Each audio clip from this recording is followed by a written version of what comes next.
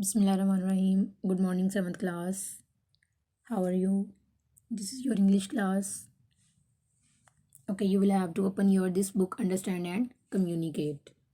आपने अपनी ये बुक ओपन करनी है. Today we are going to read CP2. Okay, lesson number 5. Descending the Rapids. आपने ये लेसन ओपन करना है descending the rapids. In previous lecture मैंने आपको CP1 का मार्क करवाया था. Today we are going to do lesson 25, जिसमें से मैं आपको मार्क करवाऊंगी CP2. Is that clear? आपने लेसन नंबर 25 ओपन करना है अपनी book understand and communicate. Okay, you will have to open your page number 113. आपने पेज 113 ओपन करना है. डिसेंडिंग द रैपिड्स, ये होता है ढलान पर बहते हुए पानी के साथ उतरना. इन प्रीवियस लेक्चर मैंने आपको बताया था कि ये CP की आप ट्रांसलेशन याद नहीं करोगे और ना ही ये पैराग्राफ कॉपी पे लिखोगे. आपने जस्ट इसको रीड आउट करना है. डिफ़िकल्ट वर्ड्स के मायने मैं आपको वैसे ही बता दूंगी और आपने क्वेश्चन आंसर इनके सिर्फ याद करने हैं. Is that clear class? आपने इनके सिर्फ क्वेश्चन आंसर करने हैं, ना तो आपने इसकी ट्रांसलेशन करनी है और ना ही ये पैरा कॉपी पे लिखना है. कॉपी पे आपने सिर्फ और सिर्फ क्वेश्चन आंसर लिखने हैं. हम इसको रीड आउट कर लेते हैं. ढलवान पर बहते हुए पानी के साथ उतरना. We had now reached the most dangerous part of the river, for there were the 3 rapids at no great distance apart which had to be passed. ये बता रहा है जी राइटर के दरिया के सबसे किनारे हिस्से पर वो पहुँचे हैं क्योंकि वहाँ 3 ढलानों पर से पानी जो था वो नीचे की तरफ बह रहा था, जो एक दूसरे से ज़्यादा फासले पर वाक़या नहीं था. और वो कह रहा है कि we had to be passed, हमने उसको क्रॉस करना था, अबूर करना था. रीच्ड का मतलब होता है पहुंचना. डेंजरस पार्ट कहते हैं ख़तरनाक हिस्से में.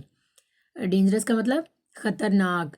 3 रैपिड्स, रैपिड्स होता है नीचे की तरफ पानी के तेज़ धारे. पानी के तेज़ धारों को रैपिड्स कहते हैं. ग्रेट डिस्टेंस, ज़्यादा फासला नहीं था. The water were then low and the rocks numerous, दरिया में पानी काफ़ी नीचे था और चट्टानें बेशुमार थीं. द वाटर्स वर दैन लो, लो का मतलब होता है नीचे. And the rocks numerous, rocks कहते हैं चट्टानों को. न्यूमरस का मतलब होता है बहुत ज़्यादा.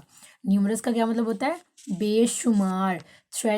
आगे है जी threatening no little danger to the boats, इसमें कश्तियों के लिए ख़तरे की कोई बात नहीं थी. डेंजर होता है नुकसान देना. थ्रेटनिंग कहते हैं ख़तरा. बोट्स कहते हैं कश्तियों को.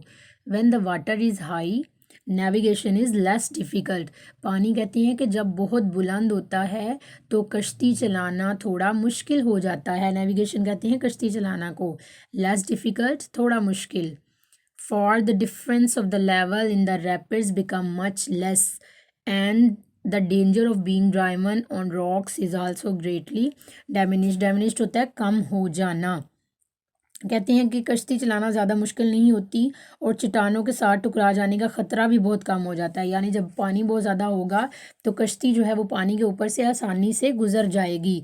और इस तरह से वो कहता है कि गिरता हुआ जो पानी है वो भी क्या करेगा, उसको उस ख़तरे को कम कर देगा.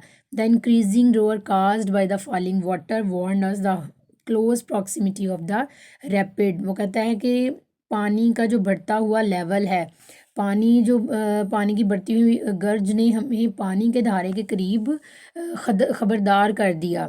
वार्न का मतलब होता है ख़बरदार करना. क्लोज बहुत ज़्यादा. Proximity, close proximity of the rapid, तेज़ धारे जो थे पानी के वो बहुत करीब से गिरते हुए महसूस हो रहे थे.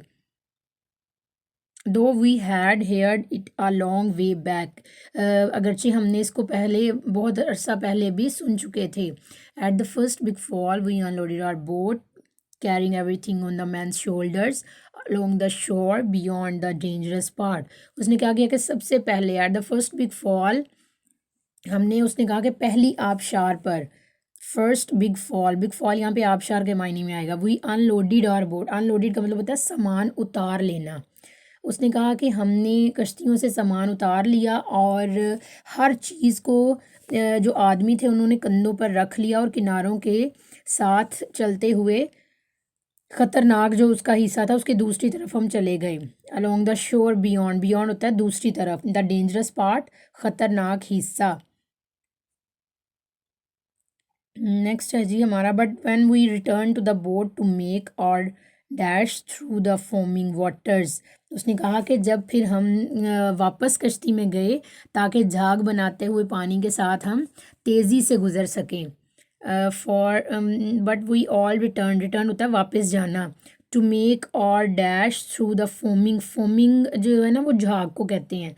जैसे अगर आप वाटर ले लो और उसमें थोड़ा सा कोई भी चीज़ आप जैसे डिटर्जेंट सर्फ डाल दो या फिर कोई भी चीज़ डालो और उसकी एक फोम सी बन जाती है, झाग सी बन जाती है, तो फोम किसको कहते हैं? झाग को। For me it was a quite a new sensation and Indeed I felt it was quite possible I might never have the opportunity of narrating it. अब राइटर कह रहा है कि मेरे लिए ये एक नया और सनसनी खेज काम था और वाकई मैंने ऐसा महसूस किया था कि शायद इस मुश्किल काम को बताने के लिए मुझे कोई और मौका ना मिले। फॉर मी, मेरे लिए it was quite a new sensation, sensation कहते हैं सनसनी खेज, एंड इन डी और दर हकीकत आई फेल्ट, मैंने महसूस किया कि ये क्वाइट पॉसिबल मुमकिन था, I might never have the opportunity, opportunity मौके को कहते हैं, कि हो सकता है कि मुझे कभी दोबारा मौका ना मिले ऑफ नरेटिंग इट, इसको बयान करने का। ये क्लास मैंने आपको थोड़ा सा ब्रीफ किया है, आपने इसकी ट्रांसलेशन नहीं याद करनी, आपने सिर्फ क्या करना है, अपना पेज 113 ओपन करना है और इसको मार्क कर लेना है।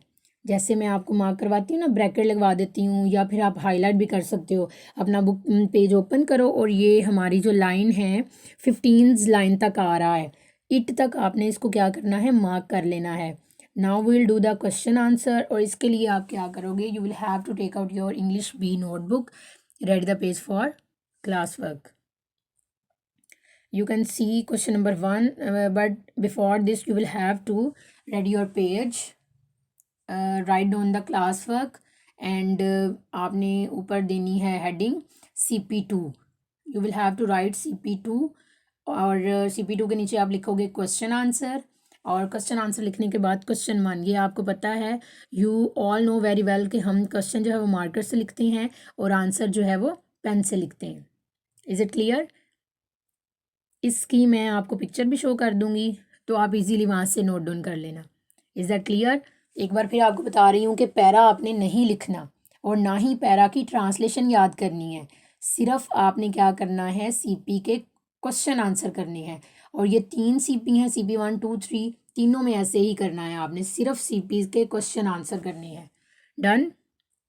Okay, now read out the question, which part of the river did the writer reach, कि दरिया के किस हिस्से पर जो मुसन्निफ था वो पहुंचा था।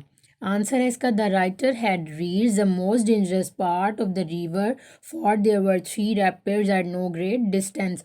हमने जब पैराग्राफ पढ़ा था ना तो आपने देखा होगा कि फर्स्ट 2 लाइंस हैं, ये फर्स्ट 2 लाइंस का ये आंसर है कि वो मोस्ट डेंजरस पार्ट, सबसे ख़तरनाक हिस्से में चला गया था जहाँ पे हमने पढ़ा था कि पानी जो था वो तेज़ धारों के साथ नीचे बह रहा था। This is your question number 2, why is navigation down the rapids less difficult when the water is high, कि क्यों ये मुश्किल हो जाता है जब पानी की सतह जो है वो बहुत ज़्यादा बुलंद होती है।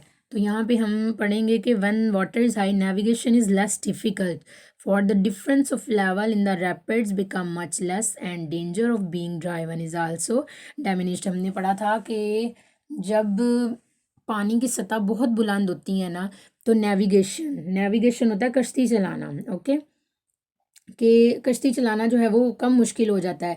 जब पानी बहुत ज़्यादा होगा तो कश्ती आराम से ऊपर उस पानी की ऊपर की सतह पर चलती जाएगी और ना तो वो चट्टानों से टकराएगी और ना ही उसमें क्या होगा, ये ख़तरा होगा कि पानी जो बहुत ज़्यादा बुलंद उसकी सतह हो रही है तो कश्ती चलाना उसमें बहुत आसान हो जाता है।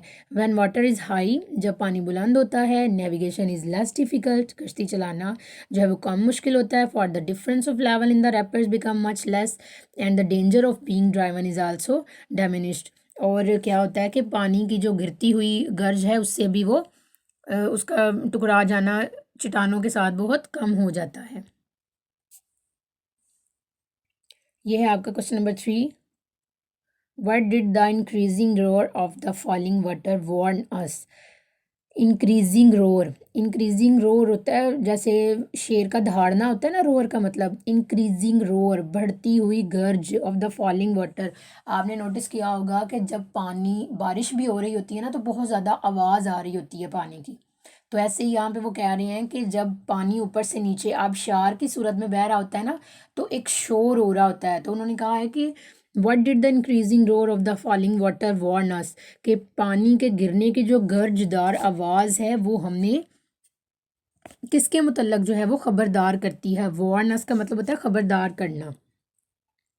The increasing roar of the falling water warn us of the close proximity of the rapids. Close proximity of the rapids का मतलब है कि पानी के जो धारे हैं वो बहुत ही हमारे करीब हैं, यानी जब हम पानी के करीब जाएंगे तो ही उसकी आवाज़ जो है वो हमें पास से आना शुरू हो जाती है। अगर हम पानी की आवाज़ से बहुत दूर हैं तो हमें क्या लगेगा कि पानी बह तो रहा है लेकिन उसकी आवाज़ इतनी क्लियर नहीं होती। लेकिन जैसे जैसे हम उसकी पानी की आवाज़ के पास जाएंगे तो उसकी जो रोअर है वो हमें ज़्यादा क्लियर आवाज़ में जो है ना वो सुनाई देना शुरू हो जाती है। नेक्स्ट है आपका why and when did they unload their boat. उन्होंने अपनी कश्ती को अनलोड क्यों किया था, यानी सामान क्यों उतार लिया था। तो हमने पढ़ा था पैराग्राफ पढ़ते हुए कि आदमियों ने अपने कंधों पर सामान उठा लिया था, जो भी चीज़ें थी, ताकि वो सेफली जो दरिया का दूसरा हिस्सा था वहाँ पर पहुँच सकें। तो आंसर है इसका eight the first big fall. Big fall जो आबशार थी, पहली आबशार जो थी ना, दे अनलोडेड देयर बोट, उन्होंने अपनी कश्ती को क्या किया था, अनलोड कर दिया था, सामान उतार लिया था। To cross the dangerous part safely, जो उसका ख़तरनाक हिस्सा था, ताकि उसको सेफली जो है वो क्रॉस कर सकें। This is your question number 5 and this is last question. How did writer feel while descending the rapid. Descending और असेंडिंग जो है ना आपने मैथ्स में पढ़ा हुआ है। डिसेंड होता है नीचे की तरफ आना, ओके। असेंडिंग होता है ऊपर को चढ़ना और डिसेंडिंग होता है नीचे की तरफ आना। तो पानी जो है वो हमेशा नीचे की तरफ बहता है, so that's why they are using descending the rapids. Rapids धारे होते हैं पानी के, जो आबशारों में धारे नहीं निकल रहे होते, लाइनें बनी होती हैं डिफरेंट, उसमें जिस तरह ड्रेन्स में पानी जाता है इस तरह से रैपिड्स पानी ऊपर से नीचे की तरफ जब आ रहा होता है उसको बोलते हैं। अच्छा जी, वो राइटर अब फीलिंग अपनी बता रहा है कि क्या फीलिंग्स थी राइटर की। तो राइटर ने बताया था कि it was a quite new sensation for him and he also felt that he might never have the opportunity of narrating it. वो कहता है कि ये मेरे लिए बहुत ज़्यादा एक नया और सनसनीखेज़ काम था, यानी, और वो कहता है कि मैंने महसूस किया था कि शायद ये काम बताने के लिए या इतने अच्छे से एक्सप्लेन करने के लिए मुझे दोबारा कभी मौका ना मिले। सेंसेशन कहते हैं सनसनीखेज को, फेल्ट उसने महसूस किया, माइट नेवर हैव हो सकता है वो ना पाए, अपॉर्चुनिटी कहते हैं मौके को, और नरेटिंग होता है बयान करना। Is that clear class? Okay, आपने ये क्वेश्चन आंसर सिर्फ करने हैं अपनी नोटबुक पे, इंग्लिश भी नोटबुक पे, ठीक है। पैरा आपने नहीं लिखना, ना ही आपने ट्रांसलेशन लिखनी है। पेपर में आपको ये क्वेश्चन किस तरह से आएगा वो भी मैं एक्सप्लेन कर देती हूँ। पेपर में आपको एक तीनों में से एक सीपी लिखा हुआ आएगा और नीचे उसके क्वेश्चंस लिखे हुए आएंगे। आपने क्या करना है, according to the sense of the questions you will have to find out the answer from the given paragraph and write down the answers. Is that clear? हमारे ये सीपी पहले भी आ चुके हैं लेकिन फिर भी मैं आपको एक्सप्लेन कर देती हूँ कि ये जो है ना बी पेपर में आएंगे और इस तरह से आपने अच्छे से इसकी सेंस के अकॉर्डिंग आंसर दे देने हैं। ओके क्लास, मैं आपको इसकी पिक्चर शो कर दूँगी और वहाँ से आपने नोट डाउन कर लेना है अपनी नोटबुक पे। Is that clear? Okay, this is your diary. Your diary CP2 learn with spellings. Question answer करने हैं, पैरा के स्पेलिंग ना याद करने लग जाना। आपने क्वेश्चन आंसर, क्वेश्चन तो लिखे होंगे, आंसर जो भी याद करने हैं वो आपने स्पेलिंग्स के साथ कर लेने हैं। Is that clear? Okay class, अल्लाह हाफिज़।